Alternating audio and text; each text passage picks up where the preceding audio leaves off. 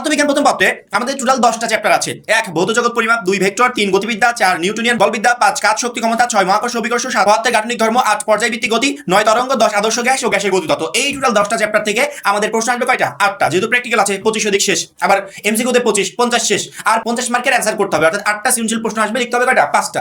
যেহেতু পরীক্ষায় 8টা আসবে, 8টা কিন্তু লিখতে হচ্ছে না, লিখতে হচ্ছে কয়টা? 5টা। 5টা লিখতে হবে। এমন কয়েকটা অধ্যায় যদি পড়ে যেতে পারি, লাস্ট মোমেন্টে কি পুরো চ্যাপ্টারগুলো কমপ্লিট করা কখনো সম্ভব?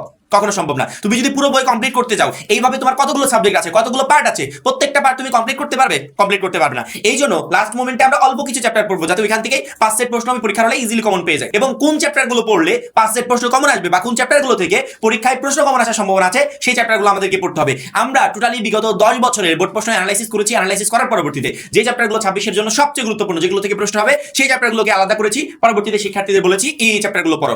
এই মুহূর্তে স্ক্রিনে তোমরা দেখতে পাচ্ছ আমরা যে টোটাল 10টা চ্যাপ্টারের কথা বললাম, সেই 10টা চ্যাপ্টার দেখতে পাচ্ছ। এই 10টা চ্যাপ্টারের ভিতর কিছু চ্যাপ্টার আছে সবচেয়ে গুরুত্বপূর্ণ, কিছু চ্যাপ্টার বেশি একটা গুরুত্বপূর্ণ না, ওইগুলোকে আমরা স্কিপ করেছি। প্রথমত, কোন শিক্ষার্থী যদি 2 নাম্বার চ্যাপ্টারটা পড়ে, ইম্পর্টেন্ট একটা চ্যাপ্টার, 3 নাম্বার চ্যাপ্টার পরে ইম্পর্টেন্ট একটা চ্যাপ্টার, 4 পরে ইম্পর্টেন্ট একটা চ্যাপ্টার, এবং 5 নাম্বার চ্যাপ্টারটা পরে ইম্পর্টেন্ট একটা চ্যাপ্টার, 2 3 4 এবং 5, এই 4টা অধ্যায় থেকে টোটালি 3 সেট প্রশ্ন তুমি পরীক্ষার হলে কমন পাবে। আবার বলছি, 2 নাম্বার অধ্যায়, 3 নাম্বার অধ্যায়, 4 নাম্বার এবং 5 নাম্বার, এই 4টা অধ্যায় 26 এর জন্য সবচেয়ে ইম্পর্টেন্ট।